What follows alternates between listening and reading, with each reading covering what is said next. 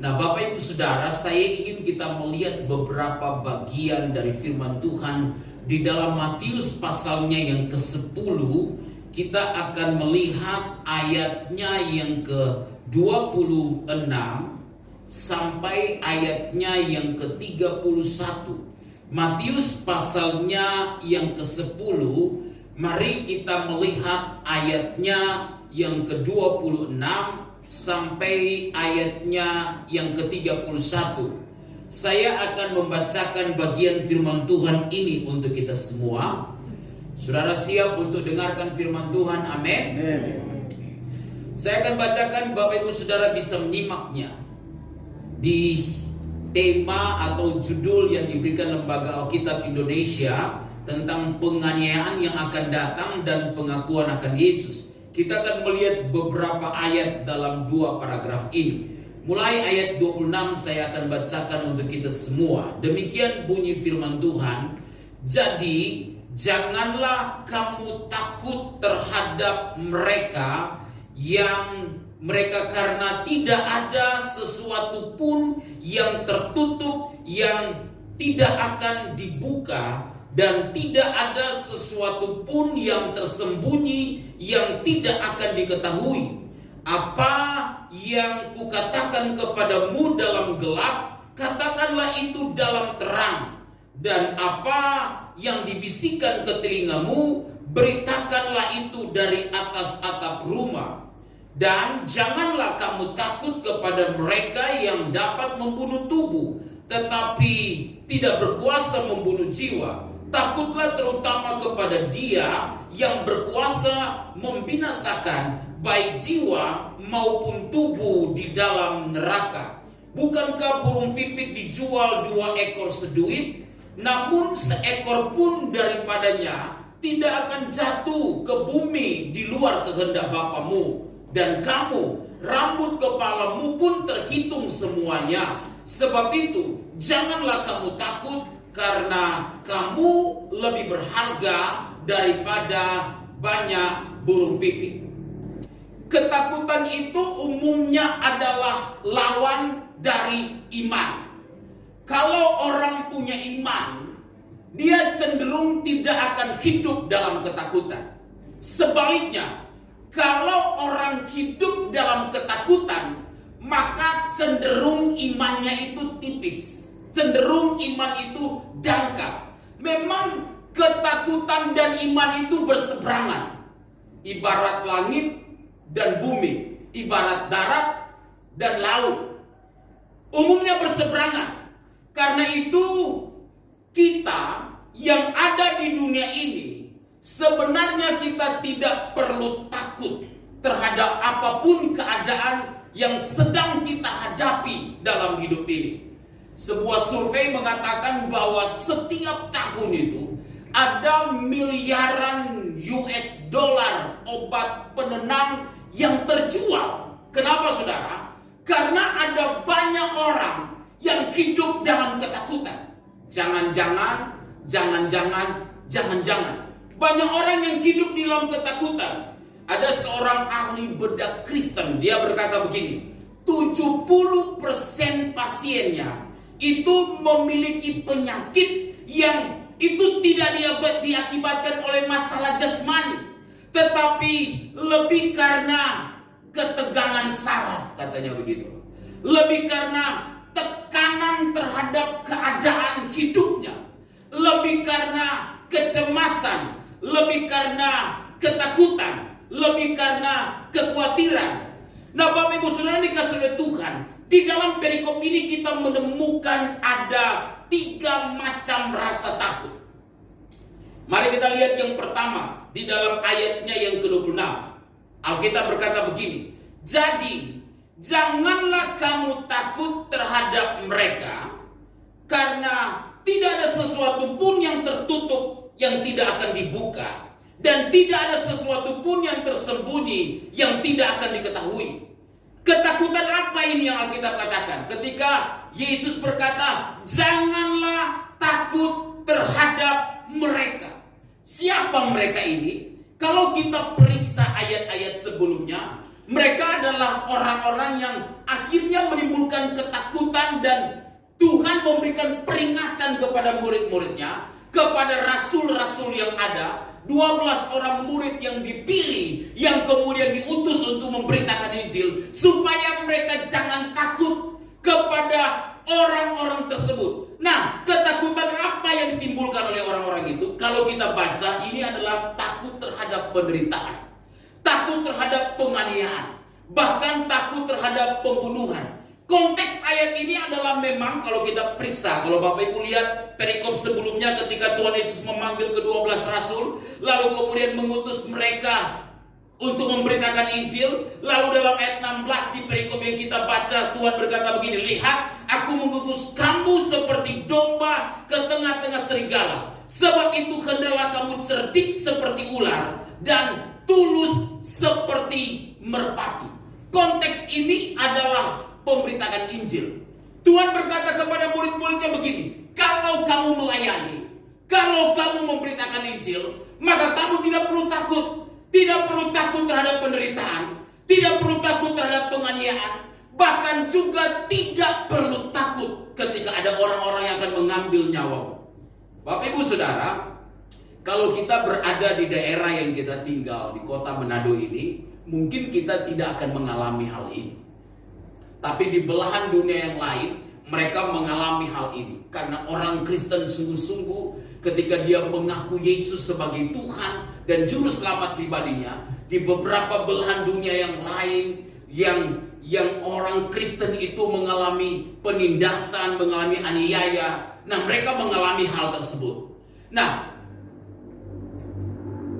begini Bapak Ibu Saudara, kita mungkin tidak memberitakan Injil secara verbal, tetapi Alkitab mau mengajarkan kepada kita begini, bahwa saya dan saudara ini adalah surat Kristus yang terbuka, yang bisa dibaca oleh banyak orang, sehingga orang tuh bisa melihat Yesus di dalam hidup kita semua. Waktu Alkitab berkata, jangan kamu takut terhadap mereka. Takut terhadap apa? Takut terhadap penderitaan yang kamu alami, penganiayaan yang kamu alami. Bagaimana dengan konteks kita saat ini? Begini Bapak Ibu Saudara, saya mau hubungkan begini. Kita ini hidup di tengah dunia yang kata Alkitab seperti domba yang diutus di tengah-tengah serigala. Domba itu tidak bisa melawan. Domba itu tidak bisa membela diri. Saudara nggak tahu, pernah lihat nggak ada seekor domba di antara sekumpulan serigala tersebut?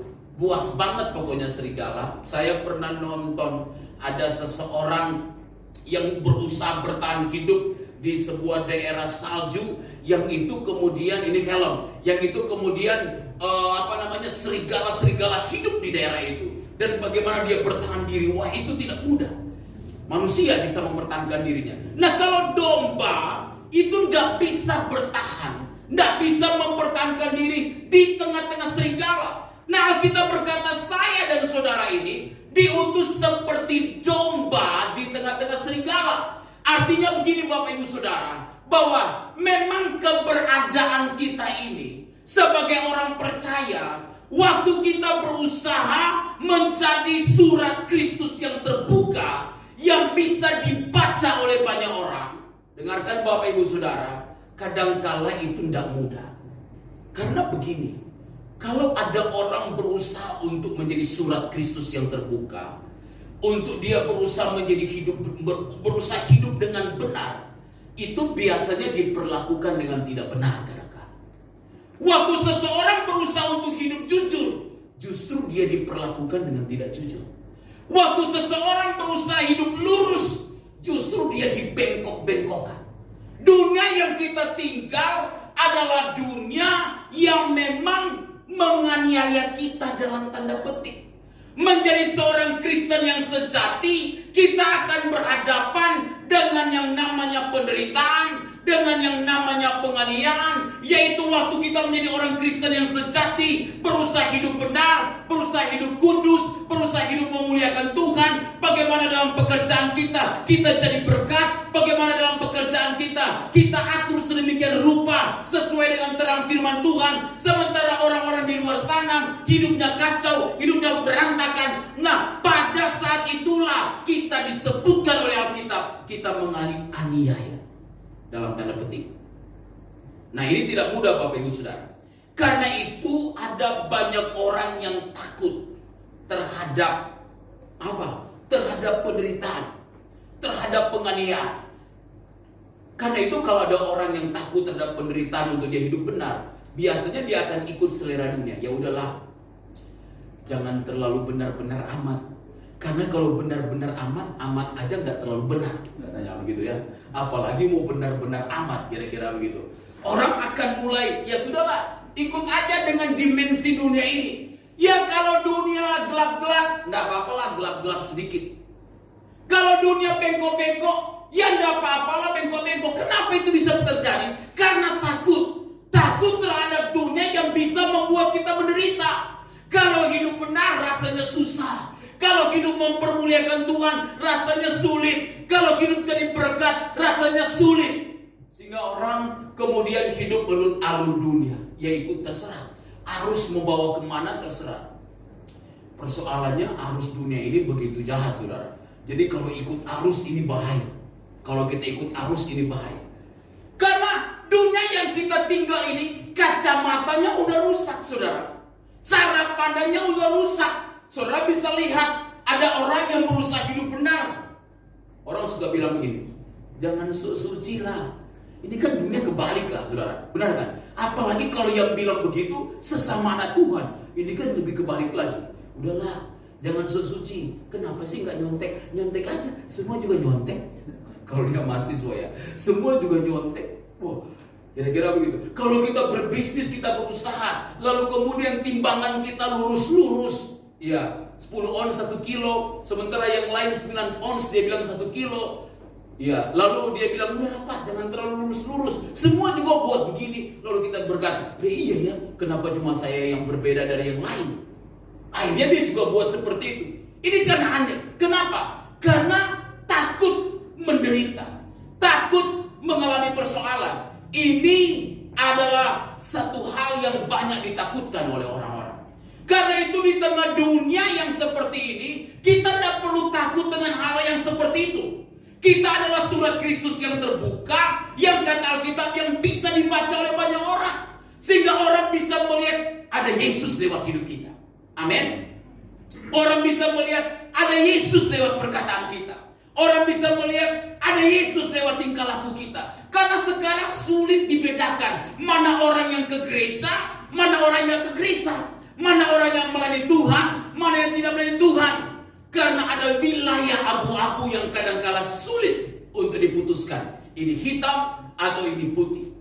Kita sebagai anak Tuhan dipanggil oleh Tuhan untuk menjadi garam dan terang dunia di mana kita berada. Karena itu tetaplah menjadi surat Kristus yang terbuka. Berusahalah untuk tetap jadi berkat. Lalu ketakutan yang kedua yang dikatakan Alkitab sini, saudara lihat ayat yang ke-28. Ayat 28 berkata kepada kita begini. Dan janganlah kamu takut kepada mereka yang dapat membunuh tubuh, tetapi yang tidak berkuasa membunuh apa? Jiwa. Takutlah terutama kepada Dia yang berkuasa membinasakan baik apa? Jiwa maupun tubuh di dalam neraka. Yang kedua adalah ketakutan terhadap kematian. Saudara, takut mati itu begini. Takut mati itu bukan sekedar mati secara lahiriah, secara jasmani. Banyak orang juga memang takut mati secara jasmani ya. Baru sakit sedikit, kayaknya pikirannya langsung bilang kayaknya lewat nih. Banyak juga orang yang seperti itu ya. Baru flu sedikit, kayaknya udah tanda-tanda akhir zaman nih. Kayaknya udah mau mati nih. Nah, ada banyak orang punya mentalitas seperti itu. Nah, itu ketakutan terhadap kematian. Tetapi ini bukan sekedar takut terhadap kematian secara jasmani. Tetapi ketika Tuhan berkata, janganlah kamu takut kepada mereka yang dapat membunuh tubuh, tetapi yang tidak berkuasa membunuh jiwa. Takutlah terutama kepada Dia yang berkuasa membinasakan baik jiwa maupun tubuh di dalam neraka. Ini juga menyangkut takut tentang kehilangan kehidupan di dunia ini. Karena Alkitab berkata, jangan takut terhadap mereka yang bisa membunuh tubuh, tetapi tidak berkuasa membunuh jiwa. Jiwa kita ini kan identik dengan sesuatu yang kita ingin merasa nyaman. Karena di dalam jiwa ada pikiran, ada perasaan, dan ada kemauan. Nah, banyak orang mungkin tidak takut terhadap kematian, tetapi ada banyak orang takut kehilangan kehidupannya di dunia ini. Misalnya dia takut kehilangan pekerjaan. Dia takut kalau usahanya tidak berjalan lancar. Dia takut terhadap apa? Masa depan. Takut terhadap kebutuhan-kebutuhan pokoknya tidak terpenuhi. Takut terhadap tempat tinggal. Takut terhadap bisnis. Takut terhadap usaha. Takut terhadap apa? Kehidupannya di dunia ini. Alkitab berbicara kepada kita sekalian bahwa lebih takut kita harusnya kepada Tuhan, yang bukan saja bisa membunuh tubuh, tetapi juga kata Alkitab bisa membinasakan baik jiwa maupun tubuh. Lalu yang ketiga, Bapak Ibu Saudara, yang ketiga, ketakutan seperti apa yang dikatakan Alkitab di sini.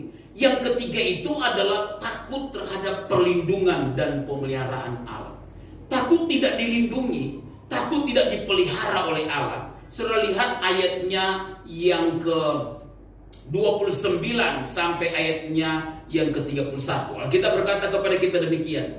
Bukankah burung pipit dijual 2 ekor seduit? Namun seekor pun daripadanya tidak akan jatuh ke bumi, kata Alkitab apa? Di luar kehendak Bapamu. Dan kamu, rambut kepalamu pun, kata Alkitab apa? Terhitung semuanya. Sebab itu janganlah kamu takut, karena kamu lebih berharga daripada banyak burung pipit. Nah saudara, ini ketakutan apa? Saya simpulkan ini takut tidak dipelihara oleh Tuhan. Diibaratkan seperti burung pipit, kata Alkitab, yang dijual 2 ekor seduit.